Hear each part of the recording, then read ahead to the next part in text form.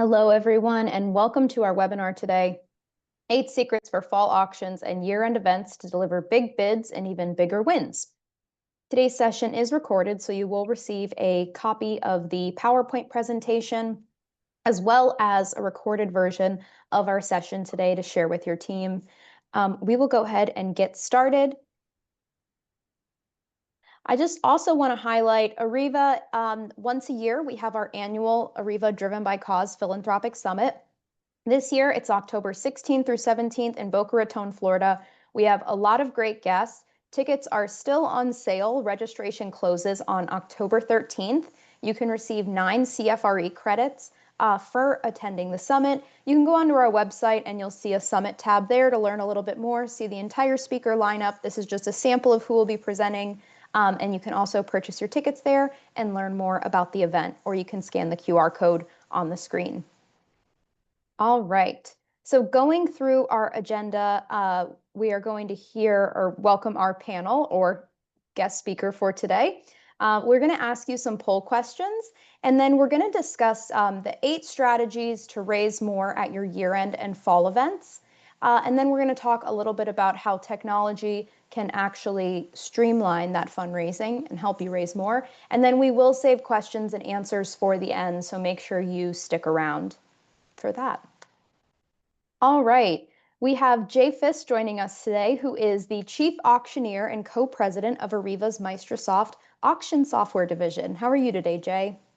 Doing great, Gabby. Thanks. And I'm looking forward to another one of our great webinars. Me too. My name's Gabriella Salemi. I'm the Director of Marketing here at Arriva, and I will be moderating the session today. Like I mentioned, this is an interactive session, so we would love for all of you to utilize the chat box on the bottom of your screen to let us know where you're joining us from. Drop a hello in the chat so we can see who we have on. And then if you do have any questions, you'll notice there's a Q&A box at the bottom of your screen. Go ahead and put any questions in there, and we will make sure we answer every single one of your questions. All right, so we're going to go ahead and get started with some polls. The first poll we would like to know, do you have a fundraising event coming up as we head into year end? So you have the options for yes, no, and we are still deciding if we will have one.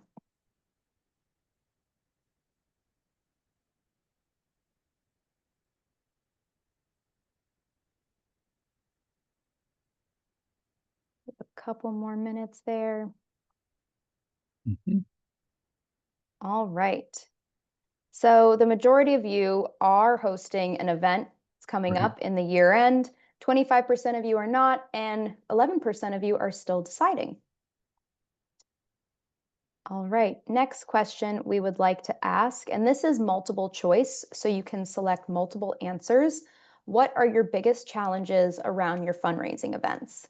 Is it getting people to attend, finding auction items, check in, check out, not enough raise through events, spending too much for what we raise, enough volunteers? So let us know all those struggles that you're facing when planning your event or with events that you've had in the past.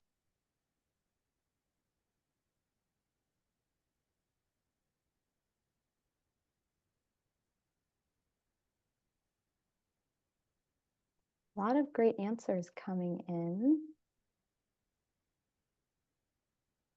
All right, let's go ahead and I will share these results with the group.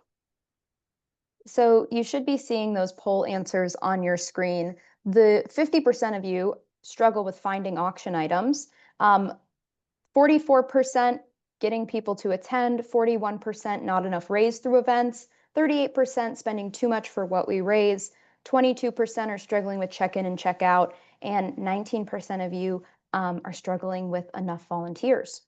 It's an interesting distribution there, isn't there? Yeah. And we're going to be discussing several of those today. That's good. Definitely. And then we want to know, do you host a live or silent auction at your event? So you have the option to, we host a live auction, we host a silent auction, we host a live and silent auction, or our event does not include a live or silent auction. Some of our tips today will be about live and silent auctions, but there's also some in there that you don't necessarily have to have one in order to utilize some of these revenue boosters. Okay, so going ahead and looking at the results, 45% of you host a live and silent auction, 27% host just a silent auction, 12% host a live auction, and 15% of you do not host either. And last question, we are going, oh, two more questions actually. What is the average number of attendees at your event? Do you have under 100, 100 to 300, 300 to 500, 500 to 700, 700 to 900, or over 900?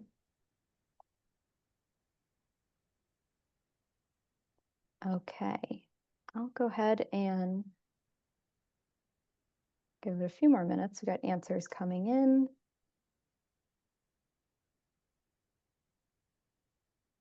All right. So it looks like the majority of you, 67%, have 100 to 300 guests. 18% of you have 300 to 500. 12% of you have under 100, and 3% of you have 700 to 900 guests. Okay. Yeah. And last question, we would like to know who conducts your live auction? Is it a board member, an MC, a local celebrity, a commercial auctioneer, a benefit auctioneer, a volunteer? We are still looking for an auctioneer. We do not have a live auction.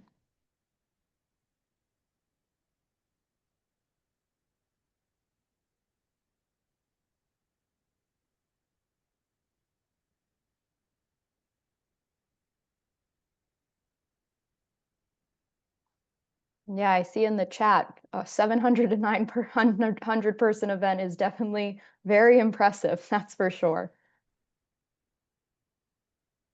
All right, so looking at the results, the majority of you, 24%, are utilizing a benefit auctioneer, which is great because we say that's best practice here.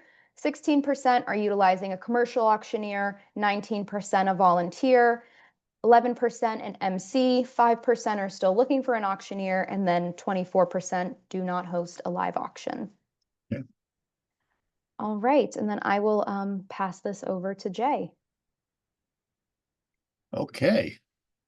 All right. So we're ready to get first question just popped up. We'll answer this right out. What's the difference between a benefit auctioneer and a commercial auctioneer? Did you see that pop up in the Yes, I yeah. did. It's a good question Yeah, if you let's just want to do that, answer right? it. Yeah. A benefit auctioneer and a commercial auctioneer both are auctioneers, but the techniques that are utilized can be very, very different.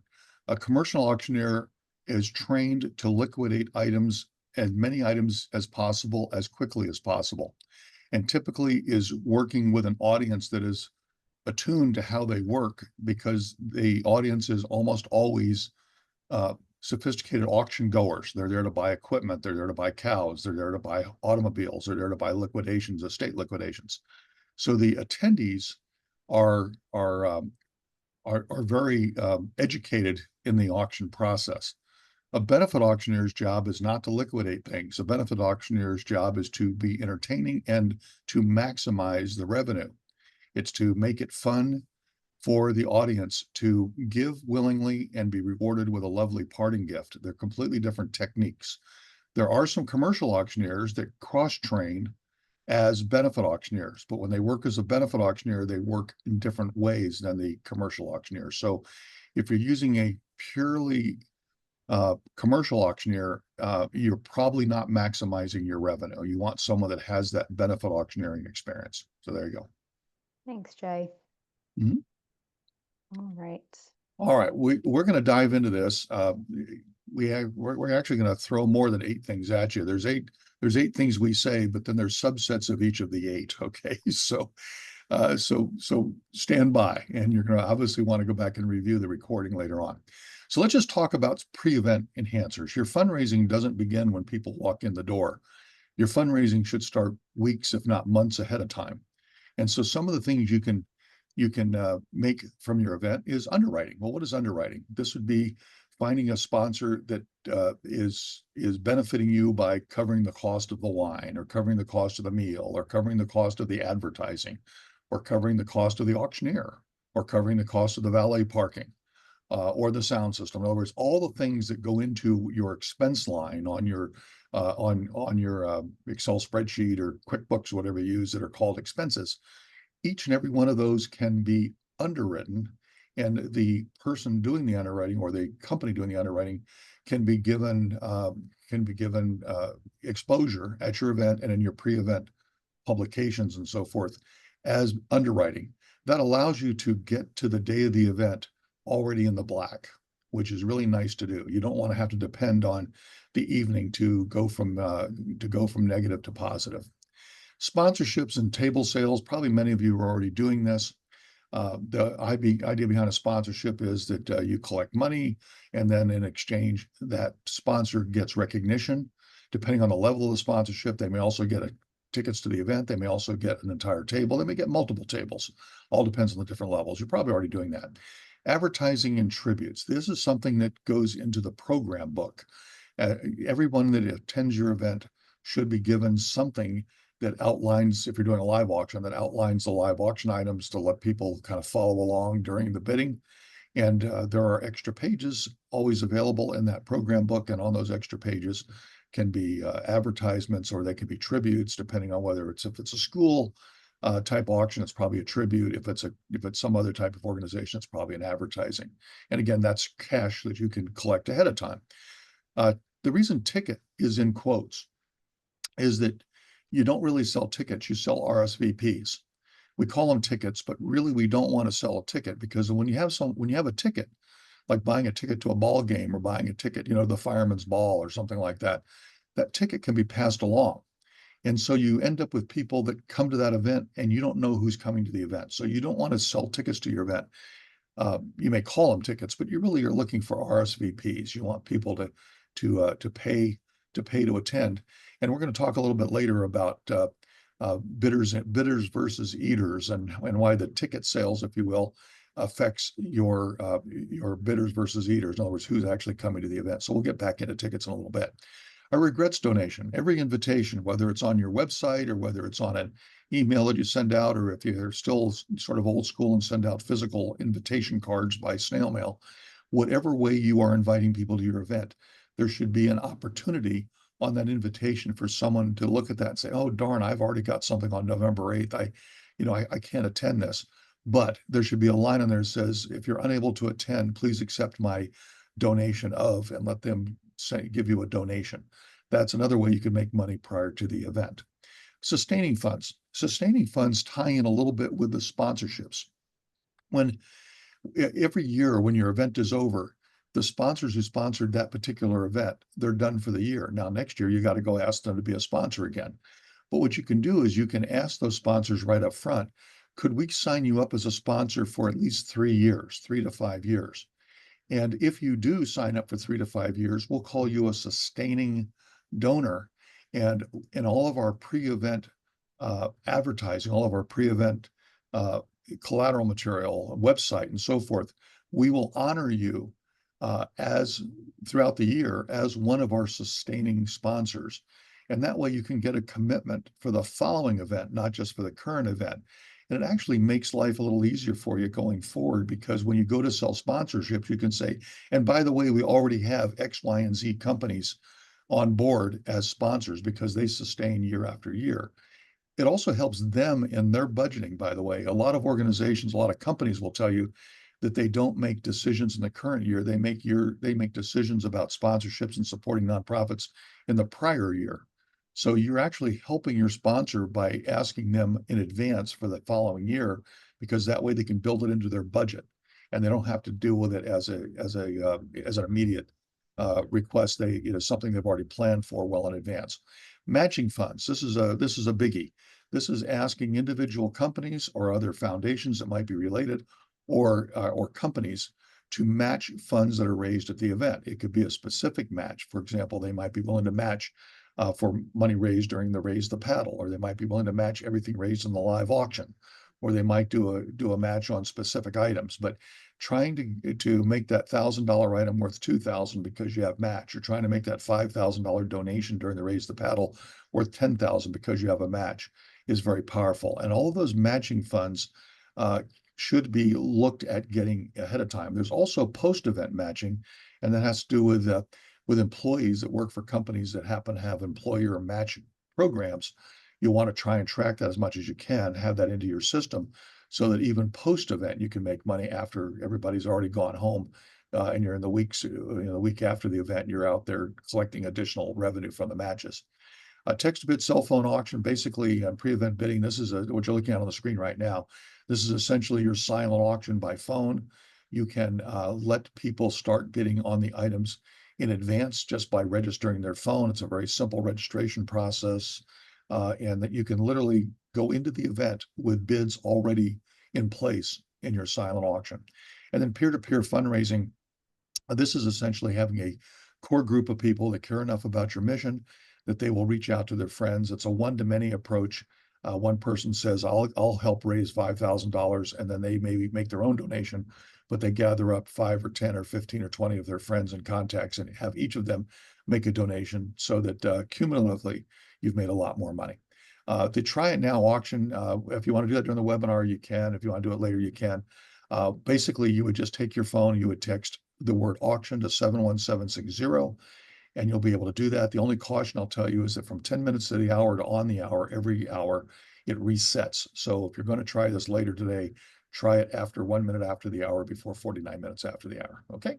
All right, let's go to the next one.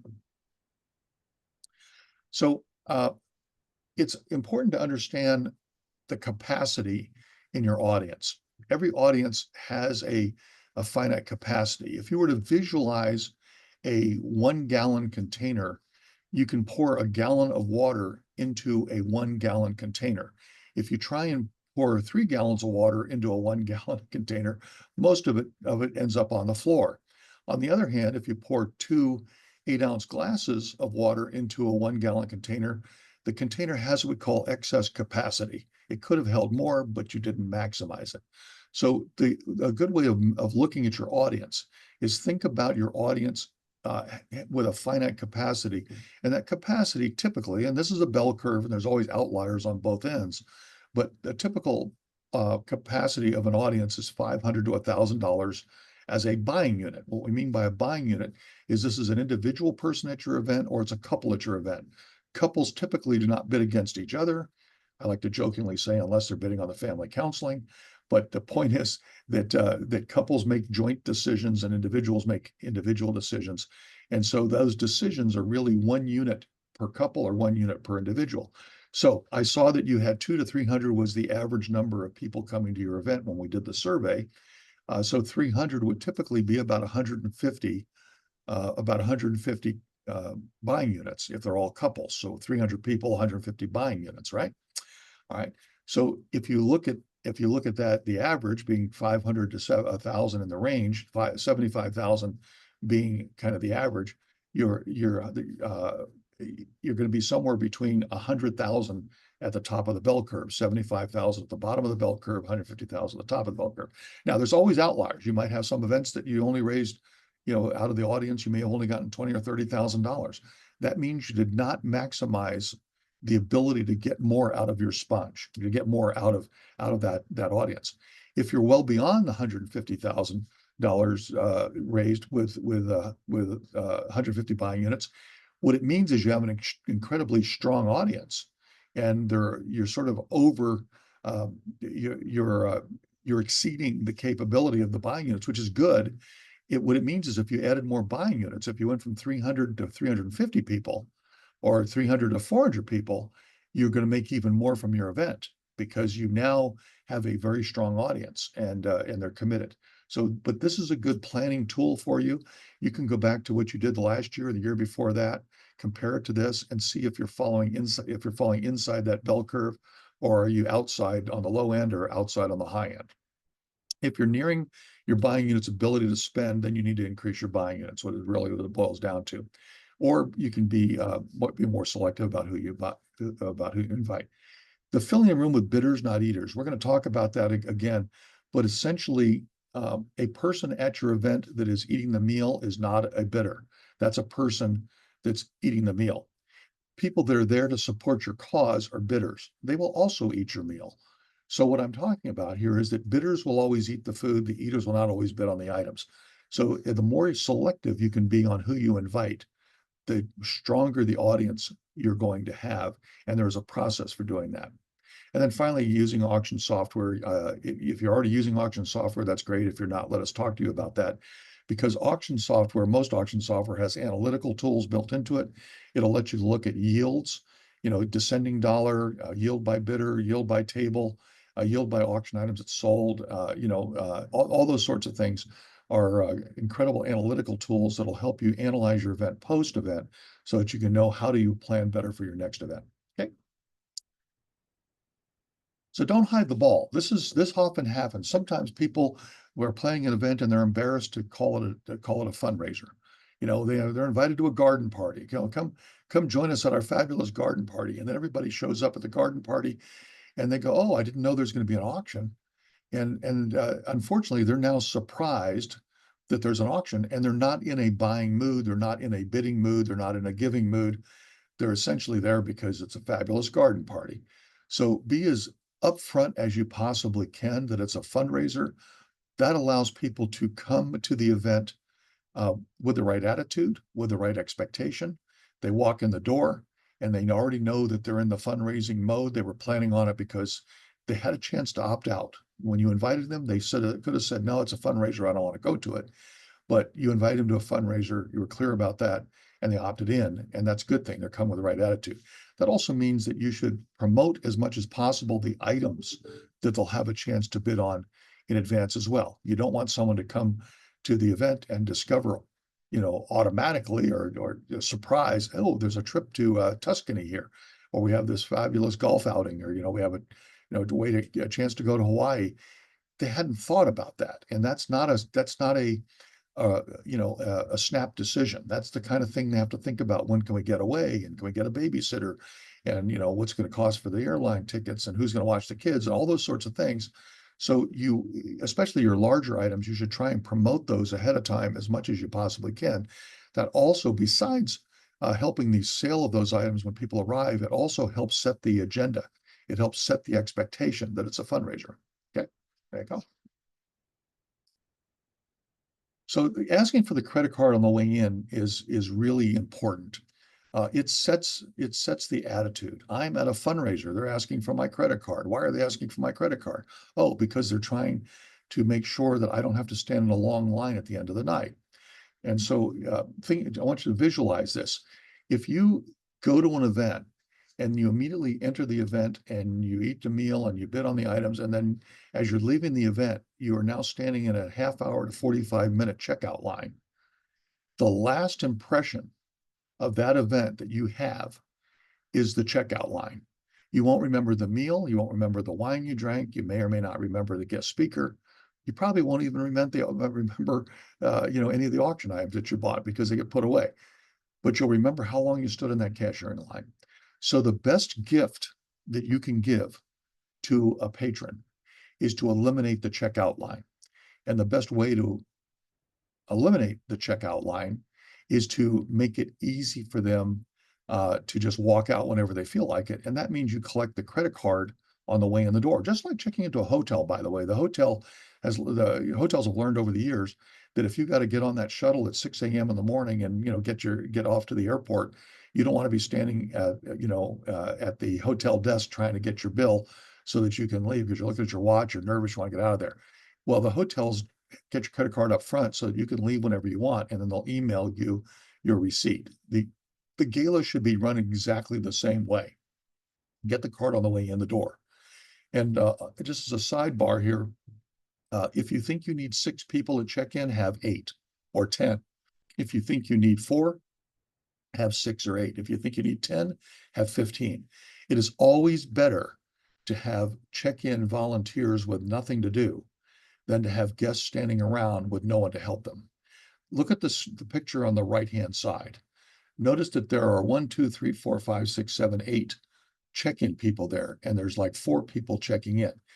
The lady in the blue dress up front, she's got her arms folded. Why? Because she's got no one to help. That's what you want. You want those volunteers to not be tearing their hair out because you got 6 people stacked up behind them.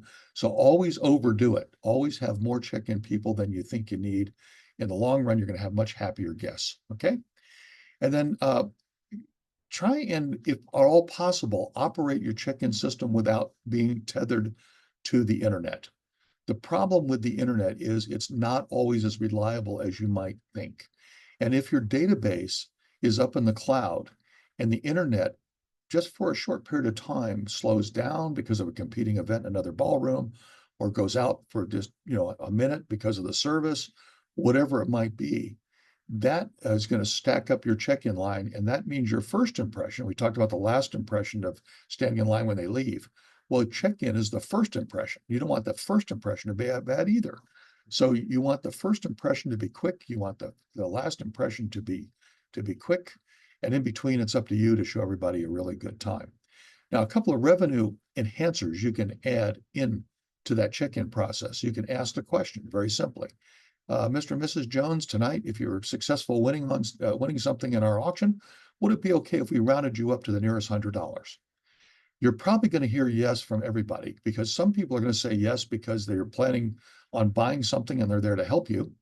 You're going to hear yes from the people that aren't planning on buying anything because they figure if they say yes, it doesn't matter because they're not going to buy anything anyway. And you're going to hear yes from the people that would normally say no. They want to say yes because everybody else is saying yes, and they don't want to be the only ones that said no. So you're going to probably get close to 100% of the people will agree to the roundup. So think about this: if the roundup is $50, excuse me, the roundup is $100, that means that the average roundup is going to be $50. Some roundups will be higher than 50, some roundups will be less than 50. They'll average 50. Well, if 50 people agree to the roundup and end up being successful bidders in your silent and live auction, then you have passively made $2,500, 50 times 50, simply by asking that question.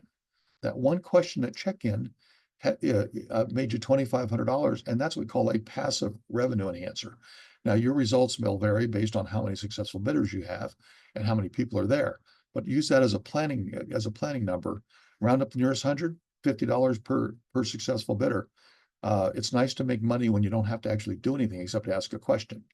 The other question to ask is whether your company has a matching gift program. I mentioned matching gifts on the first slide, but there are people that will come to your event that work for large corporations, and those large corporations encourage their employees to be generous, and they'll say, if you make a donation to a nonprofit, then we'll match you.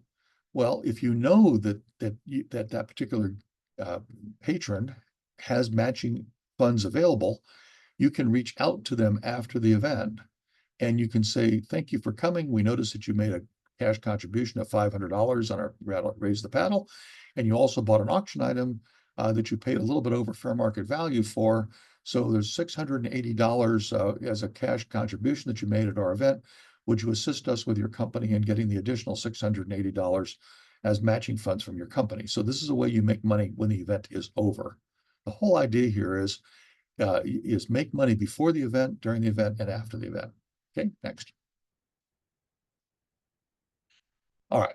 So on your invitations, and these invitations, whether these invitations are physical invitation, printed things that you send out in the mail, or whether they're on the internet as a website, or they're an email, whatever it might be, you want to encourage people to opt out of your event unless they're planning on coming to be a bidder, not an eater. Filling your room with people eating the dinner is not making you any money. Filling the room with people that are bidding and also eating your dinner makes you money. So one way to do that is to have a meal that has an established value, a fair market value. The IRS requires that you have a fair market value. If someone's going to get a tax deduction, you have to give them a fair market value. So as an example, if your meal is going to, is worth $85, don't charge 85 for it. Charge 125 for it. That's an extra, $40 there. Okay, so that's a tax deduction for that individual. When they look at that, they go, well, okay, the fair market value is $85. They're charging me $125. It sets the example that it's a fundraiser. They now get it. Oh, well, why am I being overcharged? Oh, that's right. It's a fundraiser. So now they have a choice. Do they want to pay, do they want to pay 125 or will they opt out because they don't really want to pay 125 and only get an $85 meal? This helps you fill your room with much stronger bidders. It really clarifies. Also, put a place on that RSVP, wherever that might be. Again, if it's electronic, whatever, put it on there that says, "Gee, I'm buying for $125. Uh, but I would really like to up this to $150. So we're going to put an additional line of $15 on there as a donation." In other words, when they RSVP, let them also make an additional cash contribution. Now, sometimes you can do this with tiered pricing as well. On tiered pricing, you can offer a $125 ticket, but you could also offer a $200 patron ticket. You could offer a $350 benefactor. You could offer a $500 super patron. You could offer a $750 super benefactor. You could offer a $1,000 platinum. It doesn't really matter, just ink, if you will, or virtual ink. But it gives people the idea that I must be at a fundraiser because they're asking me to up the cost to these other levels here. It's all about setting the example. By the way, if you have someone who can't attend your event, give them a way to opt out and still give you a donation. I am unable to attend the event, but please accept my donation of $100 for your mission or whatever that might be. Now, patrons, benefactors, super patrons, super benefactors, whatever they might be, they get some advantage for that additional donation. And by the way, that entire additional donation is tax deductible. So if someone gives you, let's say, the $200 patron level ticket, and they paid $125 for it, their tax deduction is no longer the $40 before. It's $40 plus the additional $75. So that's just a way for them to make an additional cash contribution to you, because the fair market value is still established at $85. And so for some people, that's actually more beneficial for them. Now, patrons and benefactors, they get a benefit. What do they get? Well, they might get listed inside your program book. Thank you to our patrons and benefactors tonight. Or they might they might get invited to a VIP party. They might get complimentary valet parking. Perhaps on their table, they might get an upgraded bottle of wine. There's a lot of things you can do to thank them for being a patron or benefactor. But the fair market value, the question came up, the fair market value is not the price of the meal that it's costing you. Clear here. If the hotel or banquet hall is charging you $85 for the meal, that doesn't necessarily mean that the fair market value is 85. The fair market value is what the IRS would consider to be the value of what you receive. So it may be more or less than $85, but you establish a value saying, we're going to charge this amount for this ticket. And we're establishing that they're giving the value to that patron of X dollars as the value established for tax purposes. And everything over that value established is a potential tax deduction. So I want to be clear, it's not always what you're being charged by the facility. It's what the benefit is derived by the individual that's attending the event. Okay. All right. Well, next one. Okay, so let's incorporate some revenue boosters into the event itself. So one is a wine or spirits pull. So popped up. Melissa just asked a question: would fair market value be higher if there is an open bar? Absolutely, it would be. You bet it would, because you're getting something of value. Now it's up to you to decide: is the average person going to have one drink or three drinks? That's clearly up to you, but you do want to establish a value that feels traceable and correct. It's a range. It doesn't have to be precise, but you have to also, at some point in time, somebody might get audited, and that audit will come back to you because they said, well, I wrote off the entire $125. Well, didn't they give you a fair market value? Well, yeah, but I took the whole 100. Well, no, they gave you a fair market value of 85. You should have only written off 40. So that's why you want to be accurate with what you're giving them. Okay, so let's talk about some other revenue enhancers here. So wine or spirit pull. This is a great way to make a lot of extra money. I'm going to discourage you from doing things that are games of chance. Every once in a while, when I work as an auctioneer, I'll walk in and they'll have a ring toss. where you know, buy 3 rings for $25 and you throw the rings and you try and put a ring around the neck of a wine bottle. And if you put a ring around the neck of a wine bottle, you win the bottle of wine. Well, that's a lot of fun and it's great in carnivals. You know, a lot of fun when you take the kids to the carnival and the state fair. It's terrible for auction galas because you don't have enough throughput. You can't make enough money because it's a game of skill. So you want to eliminate the games of skill as much as you can and go to throughput. How many people can we get through in a limited amount of time of our 1 hour silent auction or hour and a half silent auction cocktail time? So that's why the wine pull or spirits pull works good. In that case, what they do is they literally reach into into a bucket or reach into a goldfish bowl or something, and they pull out a cork, and that cork has number 23 on it. And then on the wine wall, there's all the wines are up there, and there's a number 23 bottle, and they turn in the cork and they pull the bottle, and that's the bottle they win. Or it could be something like spin the wheel. You see the picture on the right. This works. This goes very quick. They pay $25. They spin the wheel. Whatever bottle the neck of the spinner points to, they get that bottle, and then they take it out of the wrapper. They see what they want. But you want it to be quick. Whatever it is you're going to do, you don't do anything. It's a game of skill. Dessert or dinner upgrade. This is really a lot of fun. Depends on what you're serving for dinner. If you're already serving a high-end dinner, this does not work well. But if you're serving something like a chicken, stuffed chicken cordon bleu or something like that, or something that's sort of what we'll call mid-range dinner. What you can do is at the beginning of the dinner, before the dinners are served, have your auctioneer come out and say, "Ladies and gentlemen, I've got good news and bad news. The good news is you're all going to get fed tonight. The bad news is that the catering staff tells me that they are 10 meals short of the chicken cordon bleu we were planning on serving, but luckily they happen to have some ribeye steaks in the back, and they're willing to serve ribeye steaks for one table. Is there a table out here that would like to have ribeye steaks instead of the chicken cordon bleu?" And at that point, everybody in the room is raising their bid cards because they all want they all want the ribeye steaks. And then the auctioneer says, "Well, this is an opportunity. We'll start the bidding at $100. How about 150?" And we end up selling the dinner upgrade to one table. And of course, an old auctioneer's trick is to never just sell one thing, always sell twice when you can. So you make sure that the catering staff is able to have 20 of those ribeye steaks, and because then we can sell it to 2 different tables. Oh, looks like we actually can do one more table. And so once you establish that upgrade price at $1,000, whatever that upgrade selling price is, you go to the second high bidder and say, "Gosh, you were so close. You were at $900. If you're willing to pay 100, we'll have the catering staff bring you ribeye steaks too." And that's the upgrade. It worked great. You can do the same thing with desserts. If you're going to be serving like a chocolate decadence dessert or a cheesecake or something like that, you can then offer one table a chance to have a table side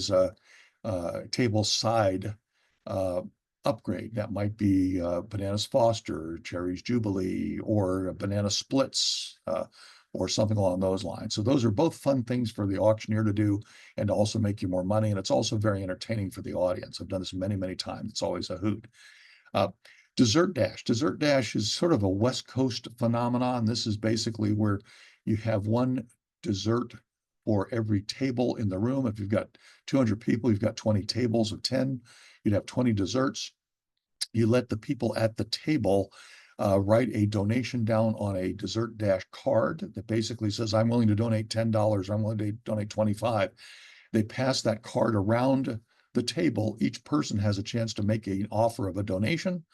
And then we tabulate how much each table was willing to donate. Usually it runs anywhere with a high end $300, $400, $500, on the low end $150 to $200. You give the descending dollar report to the auctioneer when it's time to get the dessert. The auctioneer reads off the tables in descending dollar order, and the one person from each of those tables dash and grab one of the remaining desserts and bring it to their table. That's a lot of fun. And there are events that I've done where they've made $3,000, $4,000, $5,000 on Dessert Dash. I've actually had one that made as much as $7,000 on the desserts, which is kind of funny. Now, one of the things that we'll include, I always encourage is don't have just 20 desserts. If there's 20 tables, have 22 desserts, and make sure two of the desserts are what I call clunkers. Have one be just a tray of Twinkies, and have the other one maybe a big bowl of lime jello, because your guests will never actually add how many desserts are on display. They'll just see the display and they'll assume there's only 20 desserts, even though there's 22. And so they don't want to end up with a lime jello. They don't want to be last, so they bid a little more. So it's kind of a fun thing. Overvalue bidding sponsor. This is a fun one too during the live auction. If you have someone in your community that has a huge ego, maybe it's a company or an individual, and they love to hear their name or the company's name mentioned over and over again, you ask them to be the overvalue sponsor in the live auction. In return, the auctioneer will mention that sponsor's name multiple times every time that item that's being sold gets at or near or over its value. So for example, we have a $1,000 item. We're getting ready to sell it. Ladies and gentlemen, tonight, thanks to XYZ Insurance Company and the wonderful people at XYZ Insurance, they've agreed to match every amount that this item sells for over $1,000. So if we get to $1,200, we're actually going to make $1,400. We'll make $1,200 on the item and the additional $200 thanks to XYZ Insurance for their very generous overvalue matching. So let's start the bidding. So now we get to $800-900. Remember, ladies and gentlemen, $1,000, XYZ Insurance is going to be tapped in, for the excess. So this is great for a sponsor that wants their name mentioned over and over again, and they agree to basically match all the money made over the value of the item that's sold during the live auction. So there's just a couple of them. There's many, many more, but I wanted to throw a couple of unique revenue enhancers out there that you may or may not already be aware of, or things that you can consider. And more than happy to consult with you if you have additional questions about that. Post this webinar if you're interested. So table captains. So let's talk about table captains. There's a misnomer that a table captain is the person that buys the table. Actually, the table sponsor is someone that buys the table, but sometimes you have tables that are not wholly purchased. They're assembled. They're assembled one couple at a time. So having a table captain is great because that table captain is given the responsibility to fill the table with people that they know are bidders, not eaters. And so this is often a board member, or it's a prior patron that spent a lot of money at your event. And so you approach them after the event and say, gosh, you've been very supportive of our mission. We appreciate it. Would you consider being a table captain next year?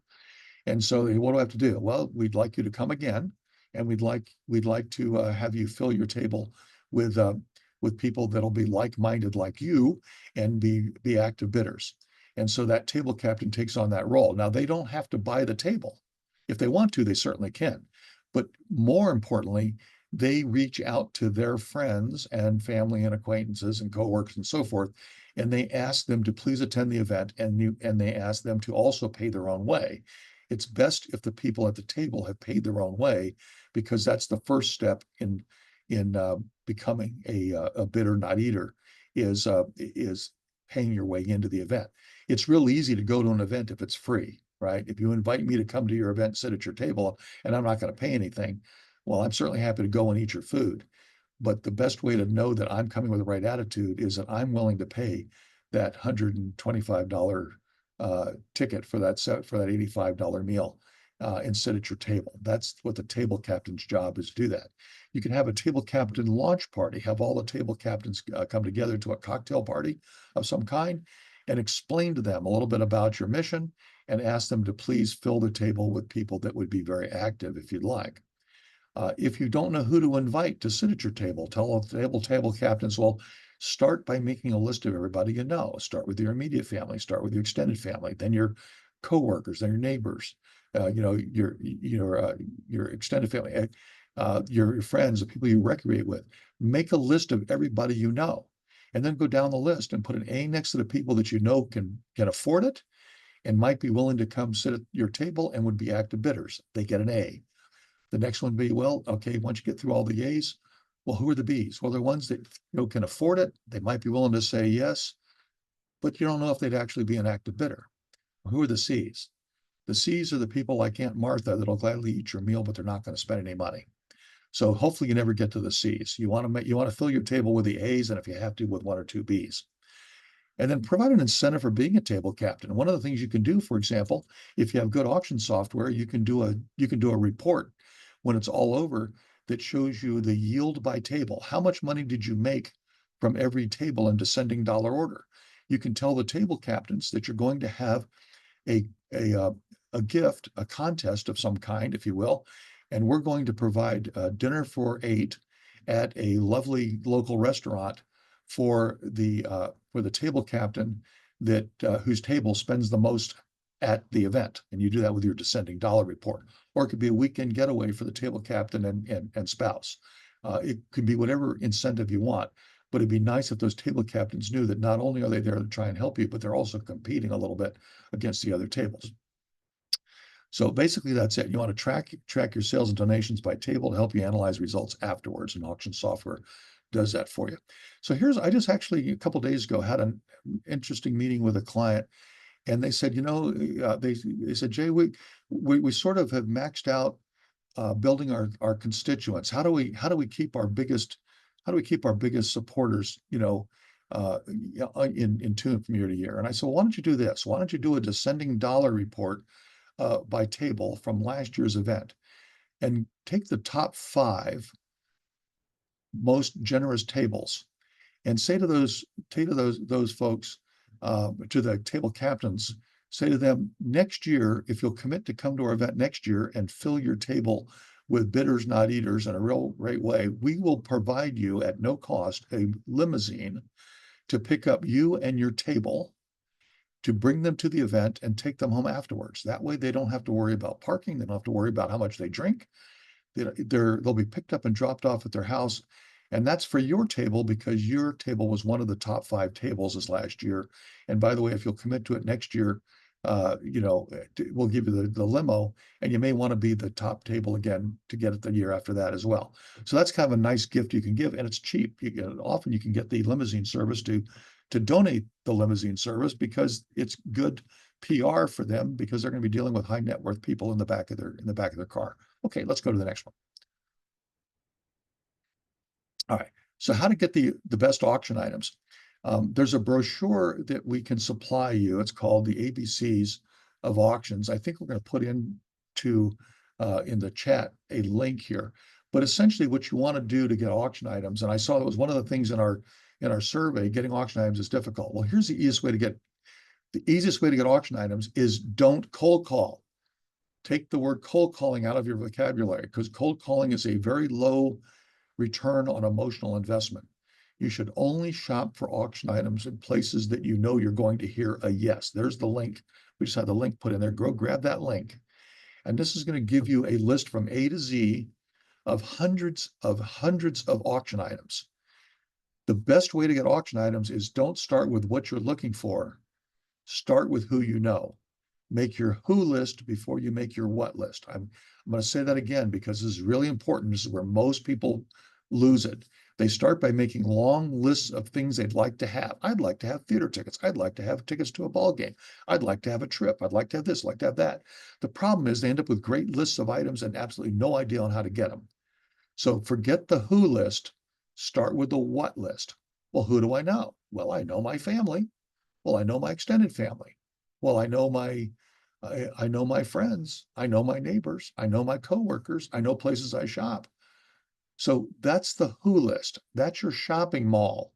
That's where you're going to go to get the items. Why? Because you already know the capacity of what the person, might be able, not what they can donate, but you'll know that they are able to donate. And the what they can donate is on that list that we put the link on there, because that's every letter of the alphabet from A to Z with dozens and dozens of items. And all you've got to do is, once you have your who list, go down the who list and say, well, my next door neighbor, wonder what he could do. Well, you start filling through all the items, and you get to the word, to the letter F, and it says fishing trips. And you go, oh, that reminds me, my neighbor has got a fishing boat. I'll ask my neighbor if he would take a fishing trip for somebody. So now maybe one of your coworkers, coworkers on your who list.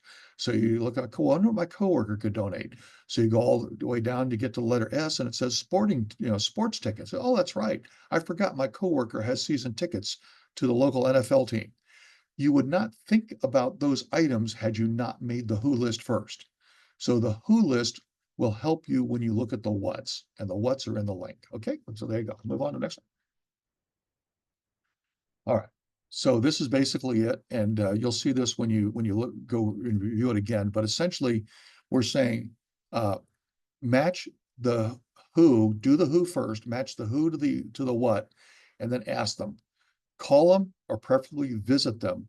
And you already know the person has a boat. You already know the person has season tickets. You already know the person belongs to a private country club. You already know the person has a cabin, at a resort somewhere. You already know what they have because you have a relationship with them. It's not a cold call. These are people you already know. So you know what they can donate. You just haven't asked them yet. And so go ahead and ask them, would they be willing to do it? In other words, don't make them be creative. Don't go to your friend and say, hey, Sally, would you donate something? Because you've made them have to be creative. Say, hey, Sally, don't you and your husband have that condo you go to at the resort area all the time? Oh yeah, we go there. We try and get there as often as we can. Well, would you be willing to donate a weekend getaway at your condo, for our auction? You already know they can do it. You just have to ask them, and they want to help you. Most people want to ask you. I mean, most people want to help you, and if you don't ask them, they're almost disappointed you didn't ask. And so it's not an imposition when you ask a friend. It is an imposition when you ask a stranger. So ask your friends, family, coworkers. You're going to do really well getting auction items. We can take a deeper dive into that if you want to reach out to me one-on-one. I'd be happy to help you with that. Okay, next. So uh, we've got about 10 minutes left. We want to save some time for Q&A. I'm going to turn it back over uh, to uh, to Gabby. We'll talk a little about technology, and then we're going to answer a whole bunch of those questions you had. Yeah, thanks, Jay. For anyone who maybe isn't familiar with Ariva, I'm going to share a little bit about who we are. Ariva's been in the nonprofit industry for over 35 years. We have over 6,000 clients across the country, and we're nationally vetted and approved by a lot of different organizations, Gilda's Club, Cancer Support Community, Jewish Federations, Meals and Wheels, the Rotary Clubs, Catholic Diocese, Ronald McDonald House Charities. I think we have over 85% of Ronald McDonald Houses using our software in some capacity, Boys and Girls Clubs, just to name a few. And we've done over 30,000 live, virtual, and hybrid events, galas, and fundraisers. And our software was built exclusively for the nonprofit industry. We noticed a lot of challenges that organizations were facing with multiple siloed solutions that didn't speak together and had little to no integration. Processes weren't automated, and this was costly to manage and maintain and train staff on. And then there was also a lapse in communications with donors. How soon are your donors receiving thank you notes after a donation is made or registering for an event? And it's an inconsistent donor engagement experience. And that's why we've created Exceed Further. Exceed Further is truly the only all-in-one online fundraising, donor relationship management database, healthcare hospitality, and auction software platform in the marketplace. You can see all of the modules listed here. These are all completely integrated and automated in one database, helping you have a clearer picture of your donors, their giving history. We offer extensive client services with training, our client success team to show you how to best utilize the platform and give you new ideas for fundraising. And then, of course, we have the entire auction software side. We have a whole division dedicated to events and auctions. And we're very proud to have released our newest auction product, Exceed Auction, which Jay can share more about. And then this is just a graphic highlighting how everything is completely cloud-based in one place, offering nonprofits all they need in one solution. If you would like to learn more about Ariva and any of our software, go ahead and hit yes on that poll that just popped up on your screen, and one of our team members will be in touch. And then Jay, do you want to just speak a little bit about the solutions that we offer Sure. for auctions and events? Ab- No, absolutely. So our fully integrated auction software, fully integrated not only with each element of our auction software, is also integrated with the Exceed Further CRM system, Exceed Further, uh, is all designed to make life easier before, during, and after your event. And so it's a planning tool. Post-event is a planning tool. Pre-event, it'll track it tracks your attendees, your donors, and so forth. But you come across the tiles real quick. You're looking at live and silent auctions. You might have those. You want to do auctions online. We can provide a website to do online auctions. We can provide a website to let people register to come to the event, buy tables, uh, buy. One of the things that's kind of unique about our website, by the way, is that if someone buys a table through the website, uh, they have to they have to somehow fill the table, right? And so first step is buy the table. What about putting the people at the table? Well, one of the things that's nice about our system is that the person who buys a table can send a link to the people they'd like to invite and ask the people they'd like to invite to claim their ticket. And then those individuals that claim the ticket can be asked the questions about their, would like to pre-register credit card, what meal choice would they like to have, any special requirements, also those sorts of things. Those are personal things that you may not necessarily want the table captain to have to enter on the website. Let the individual person that's being invited answer those questions. But so that's the kind of a unique feature of our software. It also allows all of your planning people, your committee, to work remotely through any web browser and enter all the auction items and that sort of thing. But ultimately, it gets down to the day of the event. That's where text to bid, either pre-event or during event. That's the mobile bidding platform on your cell phone. Hopefully, you're going to try that. Text the word auction to 71760 after the webinar, and you'll see how that works. A text to fund is a straight donation. Perhaps you're not doing an auction. I saw there were a few people that weren't doing live or silent auctions, but you're having galas. There's no reason why someone can't do an appeal and then ask people to take their phone and make a donation right on their phone, which our text to fund does that. It's a donation only platform. And so they would simply text whatever keyword you want, like kids or help or cause or whatever keyword you'd like, to our 71760. They would see on their phone different denominations that you preload in donation bubbles, or they could put in their own amount if they want.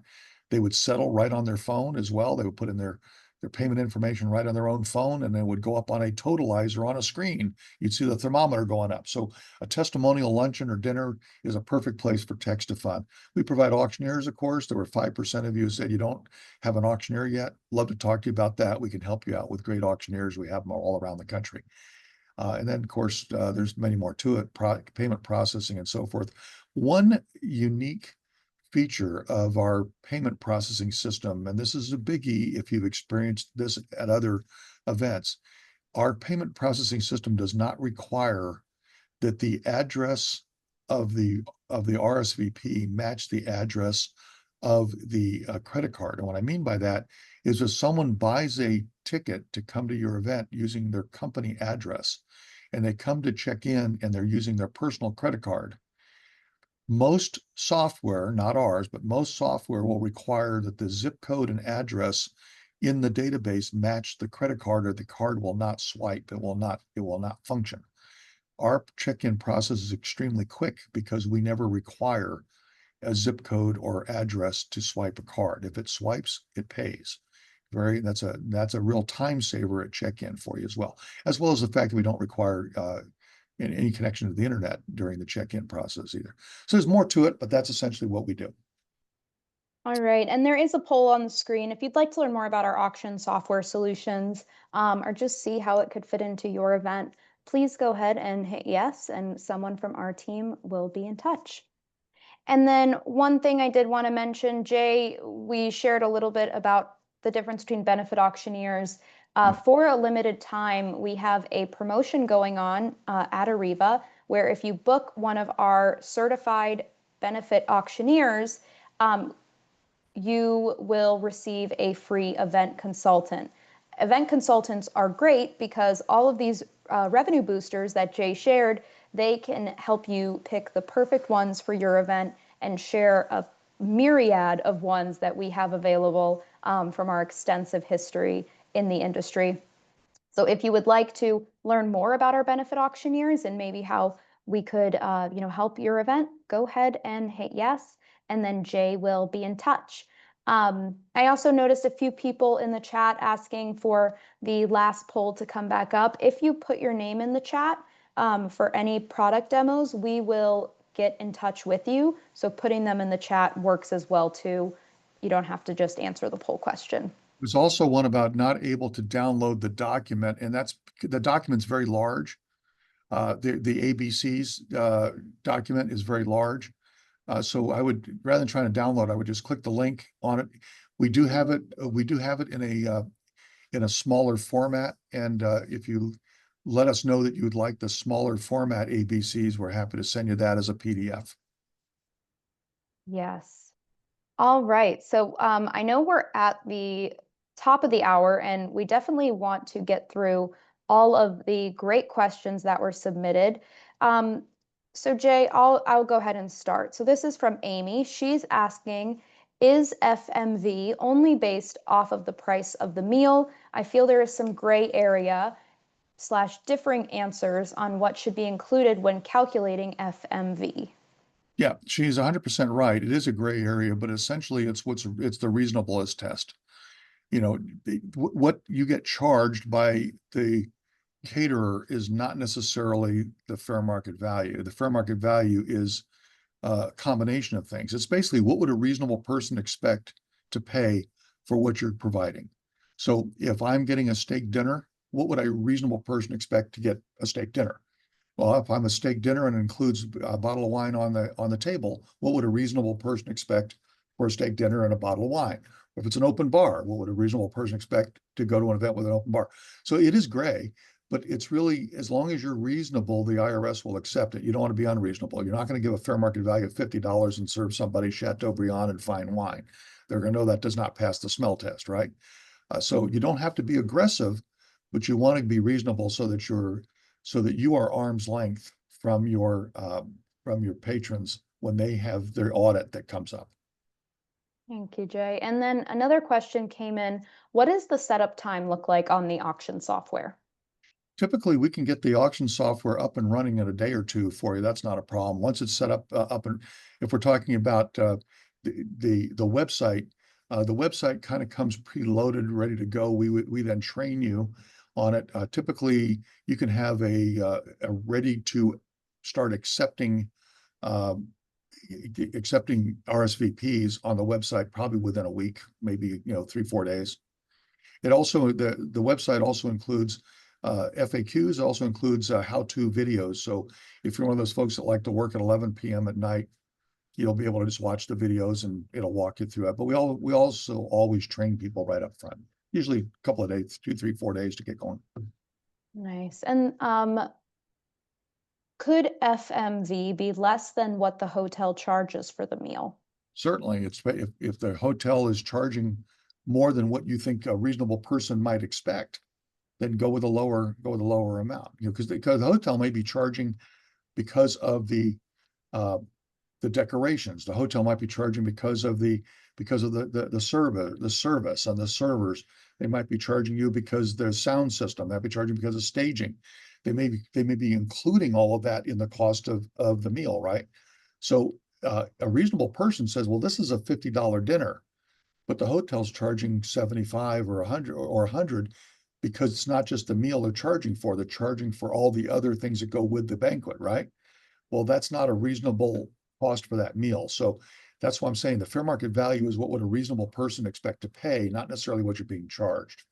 Yeah. And then this comes from the chat, Lexi, as well. She goes, as Jay explained, people wouldn't expect to pay $85 for a chicken dinner, but that might be what the hotel charges. Exactly. And again, some hotels charge extra for everything. There's the meal, and by the way, we're going to charge you $1,000 for the sound system. We're going to charge you $2,500 for the video system. We're going to charge you for this. We're going to charge you for that. Others say, you know what, we're just going to go all in. We're going to charge you $125 a person, and we're going to include all that, right? Well, that $125 a person may be more than the cost of the meal, or the value of the meal, I should say, more than the value of the meal. So that's why it's what's reasonable, not necessarily what you're being charged. Thanks, Jay. And one last question. If we use another CRM, for example, HubSpot, can you do you have an integration for the auction software? Yeah, so the difference between an integration and export import is integration is field to field mapping, and we're field to field mapped with Exceed Further, which basically means before the event and post event, it's like a button click or two to basically send everything from one place to the other place, right? But for those that are not using Exceed Further, we do have a very sophisticated import and export capability. So if you're using something other than Exceed Further, we would show you how to do the export. We'd be able to export the data in a format that would be directly importable into whatever CRM you're using. It isn't going to be directly mapped, but it's going to be in the sequence in which the receiving database expects to see it, if that makes sense. Yeah. And just I can add to that with our summit, we actually use our event software to sell our tickets through, and we use HubSpot as well. And it's very easy to have those two speak to each other and upload lists, and it attaches to records. So we can attest to that. We use it ourselves. Um, all right. Well, those were all the questions that we had, Jay. Thanks so much for another great session. You bet. Pleasure. Thank you all for attending. Hopefully you got a lot out of it.